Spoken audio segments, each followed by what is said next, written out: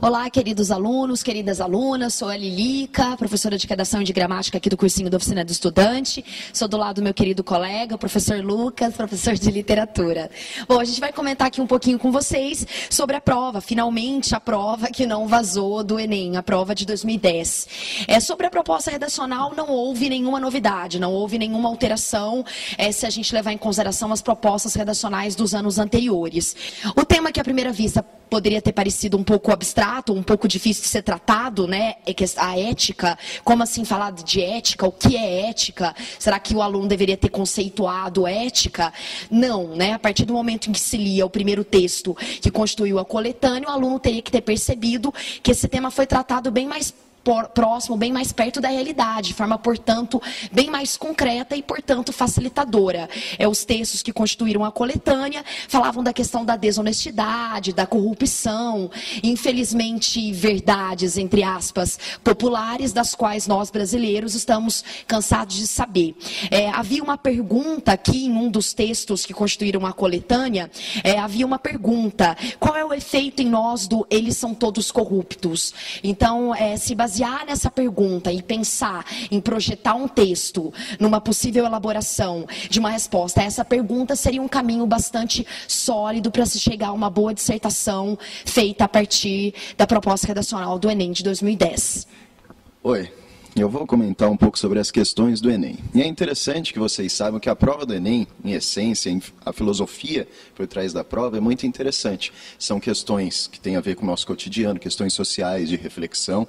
Isso tudo é lindo, se fosse bem constituído. O grande problema foi o seguinte: aquela prova que vazou anteriormente tinha questões que não eram muito bem trabalhadas, questões até muito fáceis, o que não é uma característica da prova que foi aplicada hoje. Por quê? Essa prova também, em princípio, ela foi muito bonita, com questões sociais, com questões que propunham que o aluno refletisse sobre sua realidade, sobre si mesmo, sua constituição, mas uma prova muito extensa, com textos que eram interessantes, mas muitos textos. Fora isso, problemas na formulação de questões, na formulação de alternativas, o que fez com que várias alternativas tivessem uma resposta não tão adequada, certo? Problemas com relação à correção nós encontramos e que talvez tenham gerado alguns problemas também na realização da prova, ok? Então, é isso aí, gente. Bom, boa noite, pessoal. Aqui é o professor Giacomo, da Oficina do Estudante, sou professor de matemática. Estou aqui juntamente com o professor Rodrigo Fonseca para nós comentarmos a prova do Enem desse domingo. Bom, pudemos perceber na prova muitos enunciados extensos, com muita informação, o que talvez tenha causado um pouco de dificuldade para o aluno. Uma prova extremamente trabalhosa, muitos cálculos, o que demandou muito tempo dos alunos. O nível de dificuldade das questões, dentro daquilo que nós esperávamos, foi um nível de médio para fácil, encontrando uma ou outra questão um pouco mais elaborada. Mas, de um modo geral, a prova estava bem equilibrada dentro daquilo que foi proposto. Entretanto, encontramos algumas questões que fugiram daquilo que o Enem se propôs, como uma questão de cálculo combinatório e probabilidade, onde ele colocava a questão de permutações, combinações, arranjos, o que foge da temática e da proposta do Enem. Então, no mais, foi uma prova que deu para ser trabalhada, mas, devido à extensão da prova, a quantidade de questões, uma prova que foi muito difícil para os alunos em termos de administração do tempo. Não é isso, Rodrigo? O que você achou da prova? Eu concordo com o Giacomo. Eu acho que foi uma prova muito extensa, houve um abuso de cálculos numéricos, muita conta, então os alunos perderam muito tempo fazendo contas. Questões que eles já tinham elaborado, questões que eles já tinham organizado uma linha para encontrar sua resposta, ainda assim. Mesmo depois de arquitetado todo esse projeto de solução, ele perdeu muito tempo fazendo conta.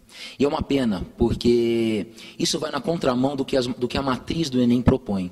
A prova é dividida, a matriz que compõe a prova do Enem, ela é composta por 5 eixos. Desses 5 grandes eixos, A prova de matemática é separada em 7 competências e cada competência por volta de 4 ou 5 habilidades, totalizando um total de 30 habilidades. Nas 45 questões, é difícil a gente conseguir localizar com clareza a proposta estrutural da prova. O quinto eixo cognitivo, ele trabalha com intervenções.